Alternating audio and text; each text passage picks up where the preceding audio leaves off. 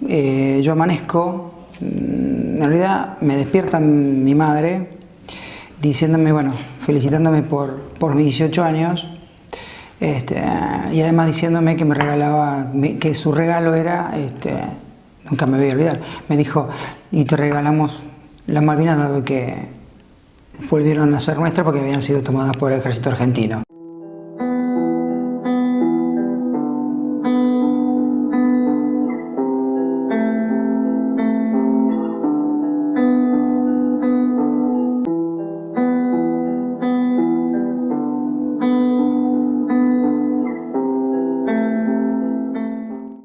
El 2 de abril nos despierta, me acuerdo que nos despiertan a las 7 de la mañana, más o menos nos despiertan y nos dice se toma Malvinas. Creo que fue algo que nosotros no teníamos, quizá muchos de nosotros no teníamos ni idea de dónde quedaba Malvinas. Yo me acuerdo que mi marido lo primero que hizo fue, nosotros tenemos una fosa en mi casa, ¿no es cierto?, para mirar el auto, gustaba mucho a mi marido la cuestión del auto, limpiar la fosa y colocar sillas y provisiones por si pasaba algo. Eso fue tan cómico. Convocó banquitos y llevó comida para hacer un calentadorcito, porque si pasaba algo meternos en la fosa. Sí, venía de Bajo Hondo. Venía de Bajo Hondo, habíamos hecho porque había un programa. Creo que antes del 2 fue a la madrugada que entramos a sentir, ya sabíamos nosotros que algo había movimiento. Lo que pasa es que nunca llegábamos a nosotros saber, hasta que no saliéramos, no sabíamos qué es lo que pasaba. El primer recuerdo que tengo de ese momento fue que yo llegué a la escuela, iba como iba comúnmente, y llegó alguien de Cooperadora con carteles, ¿viste?, hablando viva los soldados y qué sé yo, y el mapa de las Malvinas y una bandera, y entonces medio adornó el salón de la galería con fotos que en ese momento ni habíamos alcanzado a prever, pero ellos estaban tan motivados que vinieron y armaron el lugar y estaban medio planteando cómo era que no nos habíamos movido antes, pero recién estaba llegando la noticia. El 2 de abril, mira, en esa fecha me parece que en ese momento yo había ido a poner una vitrina grande ahí a Villa Mitre. Y yo me acuerdo estar en el dormitorio de mis padres, sentada en una silla, con las piernas acurrucadas, y llorando mientras escuchaba la sirena de la nueva provincia, que yo no recuerdo, creo que en la sirena era porque el mensaje era, habíamos conquistado las Malvinas. Yo sabía lo que eso, bueno, por lo menos para la gente que yo quería significaba. Bueno, así que me acuerdo de eso, precisamente cómo lloraba angustiadamente. Al pueblo de la nación argentina. El país transita por una de las etapas más difíciles de su historia. Colocado al borde de la disgregación, la intervención de las Fuerzas Armadas ha constituido la única alternativa posible frente al deterioro provocado por el desgobierno, la corrupción y la complacencia. Corría el año 1976 en Argentina, cuando una junta militar irrumpió el gobierno de Isabel Perón. Ante esta dramática situación, las Fuerzas Armadas asumieron el gobierno de la nación. Para asegurar la debida protección de los derechos naturales del hombre, que asumimos el ejercicio pleno de la autoridad, no para conculcar la libertad, sino para afirmarla, no para torcer la justicia, sino para imponerla. Se abrió paso, así, a una de las etapas más oscuras de la historia de nuestro país, donde la justicia, propuesta por el nuevo presidente de facto, no se evidenciaría. Afirmamos que el proceso de reorganización nacional no está dirigido contra ningún grupo social o partido político. Por el contrario, constituye el medio de reencauzar la vida del país y está decidido a promover el cambio de la actitud argentina con respecto a su propia responsabilidad individual y social. Pretende, en suma, desarrollar al máximo nuestra potencialidad.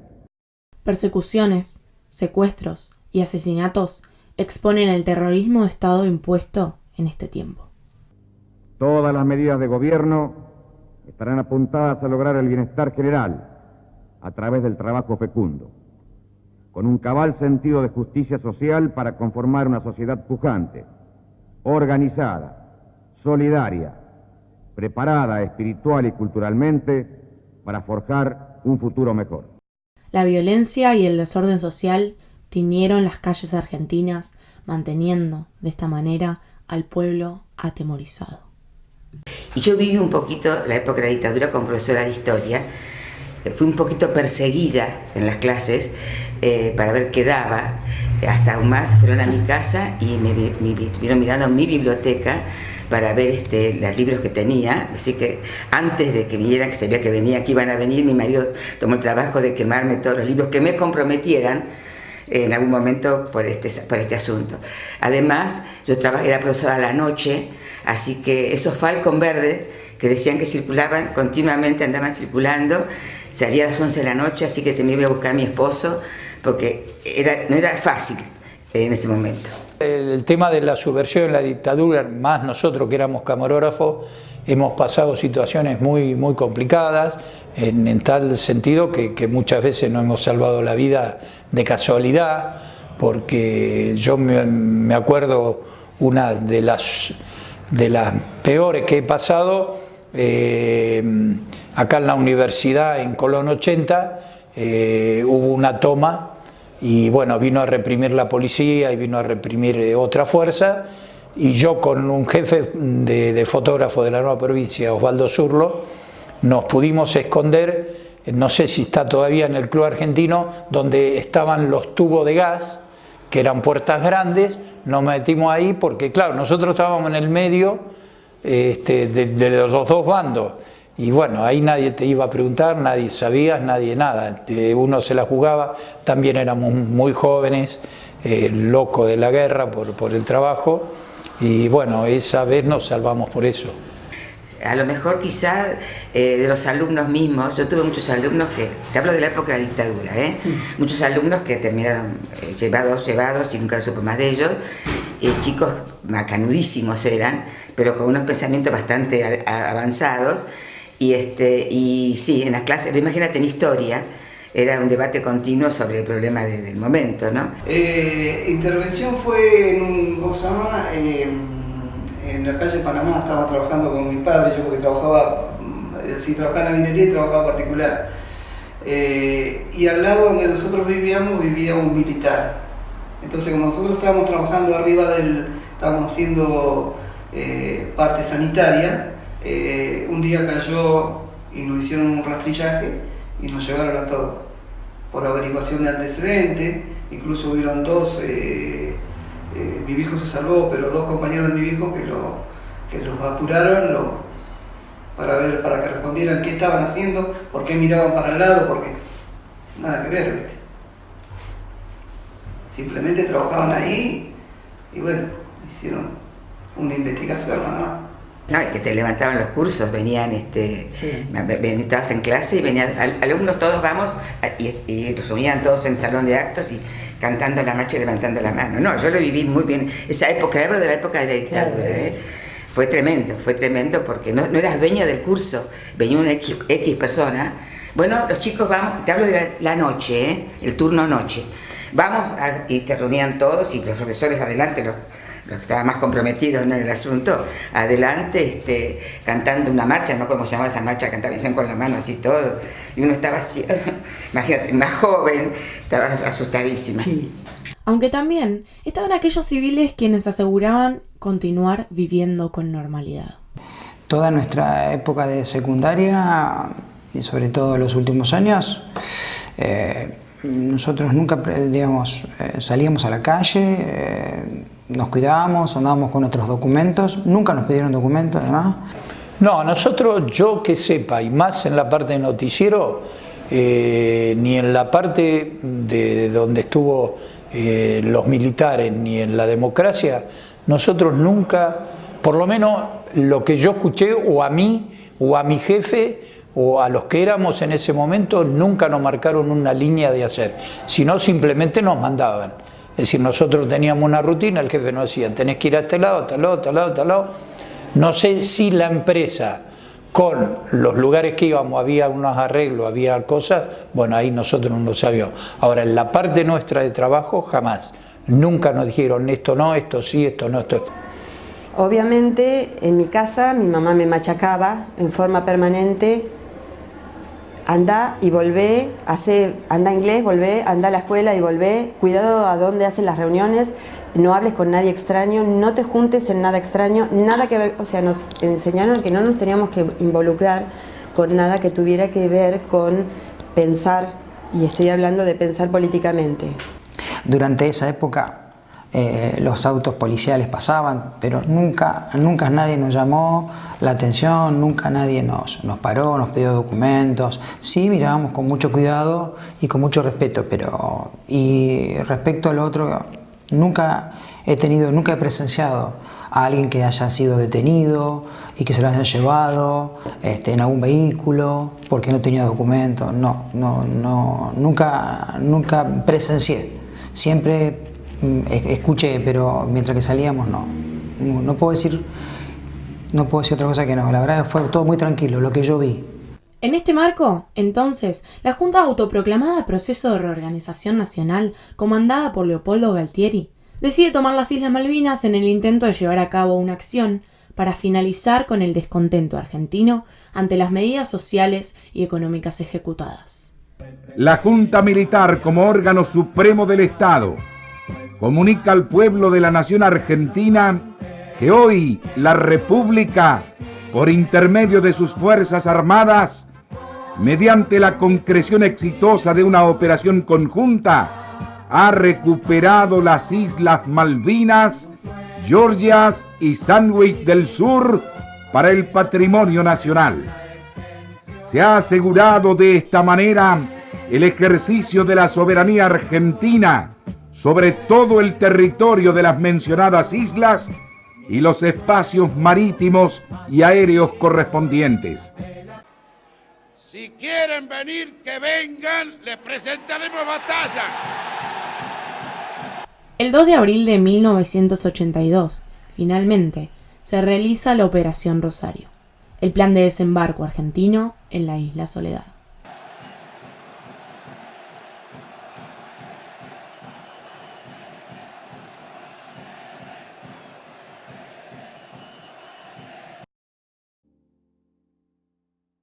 La comunidad bahiense así comienza a ser notificada del suceso. Pero, ¿qué sucedía con los medios durante el transcurso de la guerra? Estaba en manos del Estado, así que las noticias que llegaban no eran muy fidedignas, que digamos, ¿no es cierto? Así que no. Por eso poníamos Radio Montevideo para escuchar, porque lo que decían acá te engañaban, sí. Te engañaban.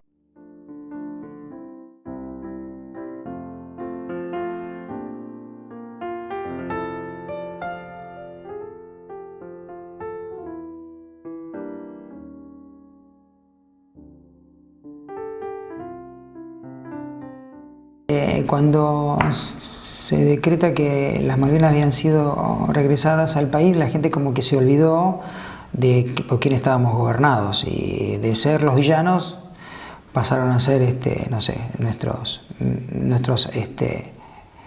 mejores, los más favoritos, los mejores. Habernos olvidado de todo el otro mal, lo que se estaba viviendo en ese momento. Pero bueno, la circunstancia de haber tomado Malvinas, eso parece que se hubiera hecho olvidar lo que estuvimos viviendo hasta hace poco. Fue una sensación bastante particular y rara. Vuelvo siempre en lo mismo, es decir, los medios de comunicación decían algo y nosotros ciertamente creíamos.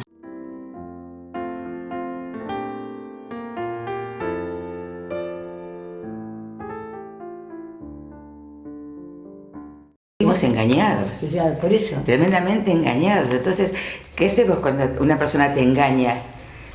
No le tomás simpatía, al contrario. Bueno, así fue. Si no nos gustaba lo que nos gobernaban, nos gustaban menos. Sí, pero compramos parte de... Sí, pero sí, al principio nos creímos. Sinceramente, sí. El triunfo lo creímos todos, honestamente. Y lo van a lograr, Pero sí, lo creímos todo. El triunfo lo creímos todos, pero fue un lapsus. Sí. Muy poquito tiempo.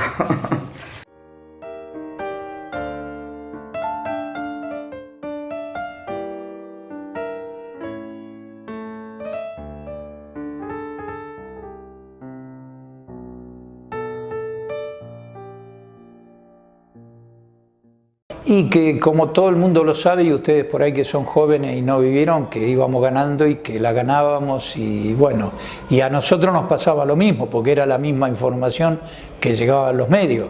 Es decir, en el caso mío, que yo tenía a mi compañero que estaba allá, nosotros desde que se fue hasta que volvió nunca más tuvimos comunicación con ellos. Entonces vos tenías la información que pasaba o el presidente o alguien en ese momento que era de la Junta, estaba todo maravilloso, todo lindo, si va a ganar, ya estamos ganando, somos color de rosa, pero bueno, eso era lo que se manejaban. Es decir, vos no tenías así una información como hoy en día, que ha cambiado en las telecomunicaciones, que vos te podés conectar, podés por internet, infinidad de cosas. Antes no había nada de eso.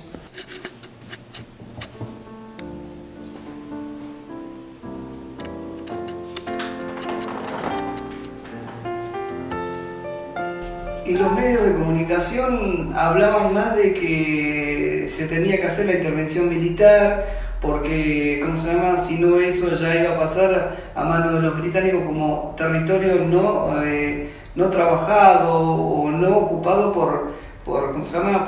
Por argentinos, que en realidad era eso.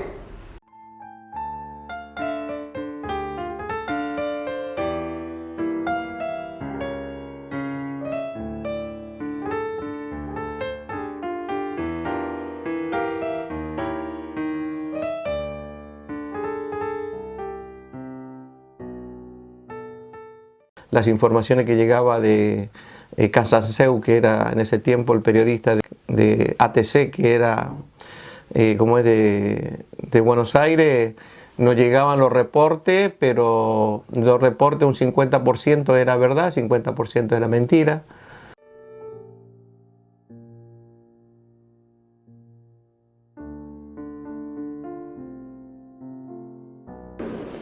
Tanto el Estado como los medios nos hablaban de la guerra y del enemigo. Pero, ¿quiénes eran los argentinos involucrados en el conflicto? ¿Cómo habían sido designados para ocupar cada uno su cargo?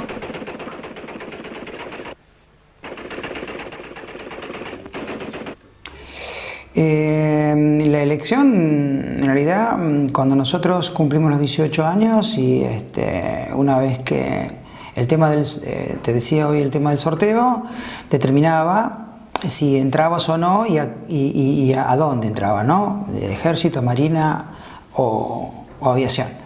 De todos modos, todos teníamos que hacer una revisación médica, que se hacía en el comando del 5º Cuerpo de Ejército, lo que es hoy el comando del 5º Cuerpo, en un sector atrás, que está en la parte posterior del 5º Cuerpo. Ahí nosotros teníamos que ir a hacernos la revisación, así que todo el mundo se hacía la revisación.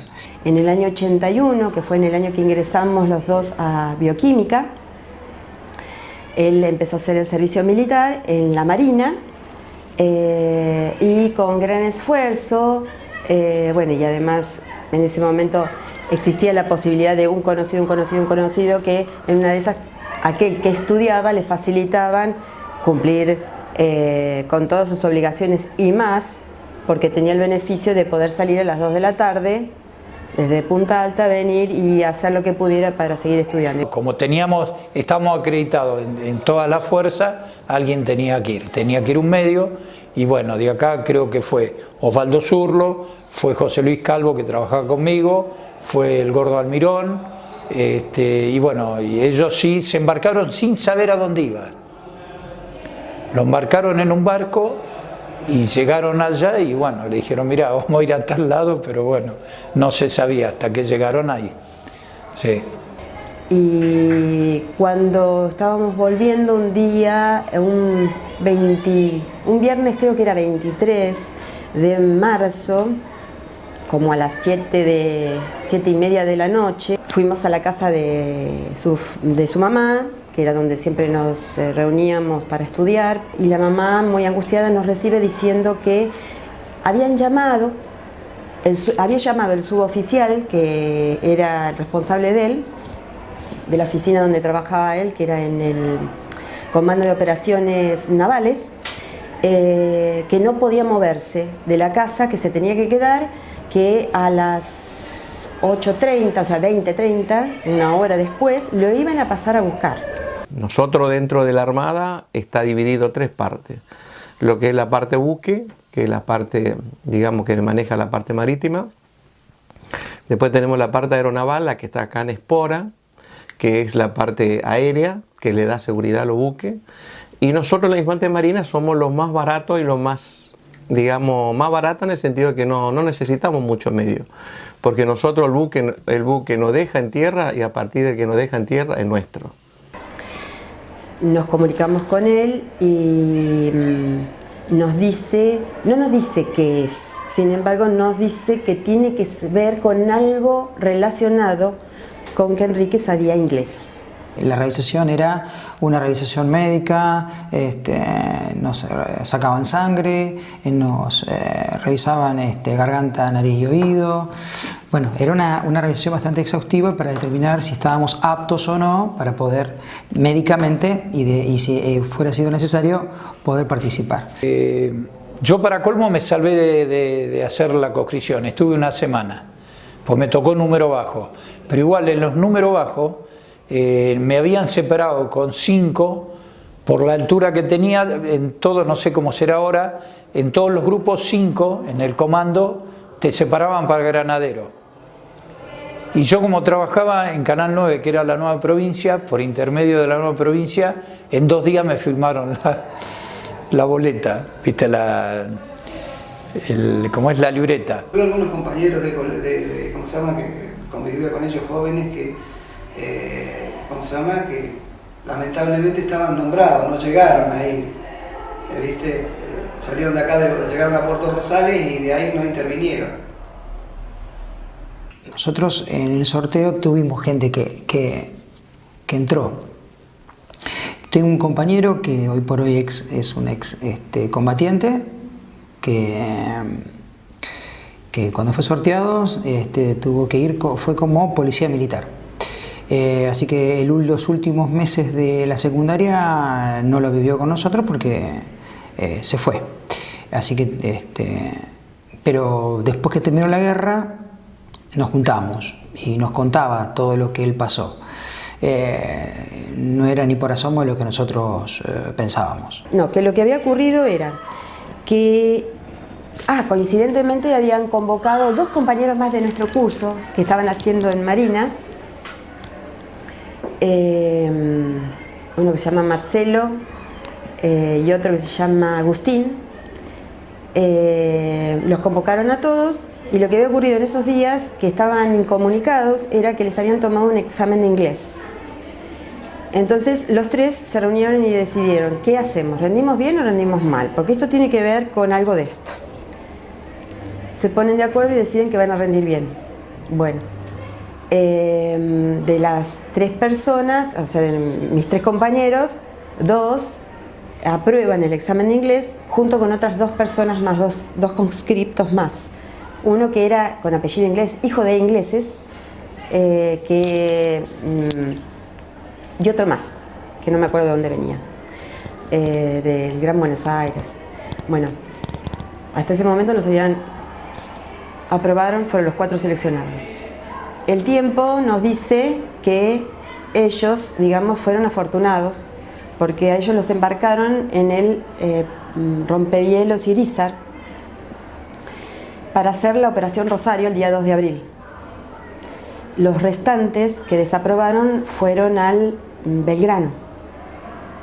Las Malvinas entonces ya eran una realidad. ¿Cómo vivía el país este histórico suceso? Yo creo que de alguna manera pasó a ser un tema central y como tal fue trabajado desde distintos ángulos. Lógicamente no podía, una comparación tonta voy a hacer, pero es lo mismo que en un mundial de fútbol, entonces terminas estudiando los países que intervienen, aprovechás la oportunidad para estudiar de esa manera. Y en el caso particular de Malvinas, lógicamente se ahondó en quiénes eran los ingleses, donde se volvió a plantear el tema de Malvinas, donde radicaba los derechos argentinos. Ese tema era impensado no tocarlo, ¿viste? Pero sirvió para conocer un poco también, si no los chicos sí. no la conocían. A mí, para colmo, me tocó ser en La Manzana, tenía que con otro vecino que me agarró, controlar, entonces cerrar la ventana, cerrar esto, y bueno, no sé para qué era, porque te tiraban un cuetito, pero bueno, había que hacerlo. Y sí, la gente vivía con miedo, no sabía, aparte no se tenía información. La única información que se tenía era una, nada más. La gente siguió trabajando, haciendo lo mismo, escuchando por la tele, pero como si tal cosa. No dándole realmente la dimensión. Eso lo puedo decir ahora, pero cuando uno con 18 años le presta atención y a veces hay otras, como que pone prioridad a otras cosas, ¿verdad? Por la edad que uno tiene. Pero notaba que la gente mayor tampoco le daba suficiente trascendencia. Acá esta ciudad, yo hablo por Bahía, pareciera que las cosas seguían su curso. Sabía que a muchos kilómetros de la ciudad alguien estaba combatiendo por un pedazo de tierra que era nuestro, que todos sabemos que es nuestro, pero que no se le daba real dimensión. Le pude mandar en una o dos ocasiones una caja con distintas tortas que eran para compartir y una carta para él. Yo lo que más recuerdo de las campañas que se hicieron juntando elementos para los soldados, tejiendo las bufandas, guantes. Que después nos enteramos que muchas de las cosas no llegaron a destino. Gente que a lo mejor entregaba lo único que tenía, una cadenita de oro para recaudar fondos. Me acuerdo programas que se hicieron en Buenos Aires y en todos los lugares del país. Chocolate también, con la sí, se buscaba elementos que pudieran serle o darle un elemento calórico. Entonces era muy, ¿cómo se llama? La gente, todo trataba de colaborar mucho, de aferrarse mucho a eso. En ese tiempo yo estaba trabajando en una vidriería, era una vidriería en Villa Mitre, estaba trabajando en una vidriería. Cuando estaba esa época y venían, qué sé yo, gendarmes y todo, que iban a comprar y que cómo sucedía, qué es lo que pasaba, cómo estaban, ¿viste? No se sabía nada. Se hicieron campañas a nivel nacional para recolectar. La gente totalmente se adhirió acá mismo en Bahía. Se juntaban, nosotros juntábamos en la misma escuela, juntábamos elementos no perecederos para mandar a nuestros soldados, porque para el tema de los alimentos. Otra gente donó dinero, donó joyas. Después nos enteramos de que muchas de las cosas no fueron. Los mismos chicos que estaban allá, cuando pudieron hablar, dijeron que muchas de las cosas que se habían mandado, a ellos nunca les llegó. O sea, era una situación muy angustiosa, desesperante, era la muerte. Cada vez que vos lo veías, primero su estado, que era desesperante. A partir de entonces, los sucesos en torno a Malvinas dejaron una fuerte huella en el imaginario social de los argentinos. Como pudimos ver, su fuerte carga simbólica quedó plasmada en la memoria colectiva, ya que fueron hechos que impactaron en la subjetividad de toda la sociedad. Rescaté esta carta que casualmente llegó a mis manos. Es de un papá, ex combatiente de Malvinas, que le escribe a la hija. En la escuela estaban tratando el tema de héroes y gente que se había destacado en la comunidad, y ella levantó la mano y dijo que el padre era un ex combatiente de Malvinas. Entonces la maestra le pidió a ver si le podía pedir al papá que cuente un poco cuál había sido la vivencia que él había tenido, y les leo. Lo que mi esposo dijo hace rato y sigue diciendo, que si hoy en día le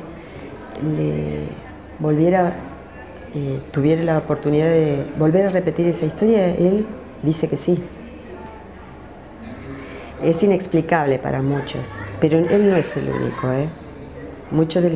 por eso son cosas vivenciales. Yo cuando digo que en alguna situación, cuando me piden fecha de nacimiento, digo 2 de abril y me miran y digo sí, el mismo día que tomamos Malvinas, aunque yo siempre aclaro que nací antes, para indicarlo que soy un poco más viejo, pero más allá de eso me da orgullo de decirlo y mucha gente lo relaciona y eso me pone muy contento. Y cuando perdimos la Malvinas desaparecimos todo, es decir, no le dimos el respaldo suficiente a esa gente que volvieron. Lo único que yo sé, porque él no me ha contado, cuando le he querido que me contara, me di cuenta que no me lo puede contar. Lo único que él me contó fue situaciones de ver, mejor dicho, de tener que hacer él de soporte anímico, pero desamarrar a una persona, pegarle un bife, porque esa persona se desmorona y cae en pánico, y al caer en pánico pone en riesgo a todo el mundo. O, por ejemplo, situaciones en donde la persona que va delante de él con artillería antiaérea la despedazaran delante de él. Gente que se hiciera pis y caca de terror delante de él. Aquel 2 de abril, recuerdos y reflexiones. Hacen hoy 24 años de la experiencia que cambiaría mi vida para siempre. Aquel 2 de abril de 1982, que muchos recordamos con una Plaza de Mayo repleta de banderas argentinas y vítores que saludaban la noticia del desembarco en Puerto Argentino de un pequeño grupo de hombres que recuperaba aquello que los ingleses nos quitaran hace más de 100 años. Ese 2 de abril comienza también para mí una vivencia terrible y profunda que en solo 3 meses cambió los ojos de un joven en la mirada de un anciano. Ya nunca nada fue igual. Era un muchacho de 20 años, recién cumplidos, como cualquiera, retomando los estudios de ingeniero luego de un año de servicio militar. Pero quiso el destino de la nación que, debido a los hechos ocurridos, se me convocara nuevamente para combatir en una guerra que, aunque negada desde su inicio, finalmente ocurrió. Recuerdo el regreso al cuartel, los comentarios de mis compañeros, la despedida de mis padres, la noche. Sí, la noche de la partida, la noche del regreso, la noche de la batalla. Ese monstruo llamado guerra, que devora cuanto se interpone a su paso, deja cicatrices imborrables en el corazón de aquellos que la padecieron. Cicatrices que cada día nos recuerdan que la razón, la tolerancia, la convivencia y el perdón deben estar primero y por encima de cualquier agresión y rencor. Desde mi regreso no pasa un día en que no agradezca a Dios el haberme expuesto a tal enseñanza, el haberme confiado nuevamente el don de la vida entre tantos amigos que murieron a mi lado, para que nosotros, los argentinos, recuperemos las Islas Malvinas definitivamente.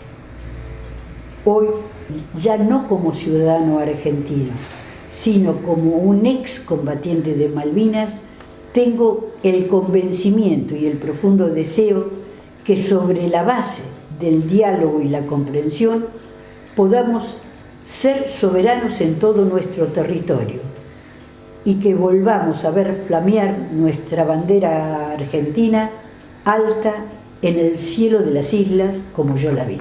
Es muy triste. Como no habíamos ganado, no, los culpables eran ellos. Entonces eran una vergüenza. Y además eran todos locos. Entonces eso te da tristeza. Al finalizar la guerra no tuvimos los medios de recuperar a esa persona. Muchos suicidios, mucha gente joven. Y hasta hoy pasan eso. No somos aceptados en la sociedad. Y eso creo que tendríamos que cambiar. Creo que ninguna guerra es buena, porque no hay ni ganadores ni perdedores. Es simplemente que acá la gente se fue tenía una ilusión muy grande que eso no lo volvieran a tomar los británicos. Y bueno, y por ahí la sensación es de que se perdieron muchas vidas jóvenes, muchos jóvenes que prácticamente no sabían ni agarrar un fusil y fueron directamente mandados a la guerra. Lo esperé, me casé con él, formé una familia, tenemos 2 hermosos hijos que tienen 30 y 26 y seguimos juntos.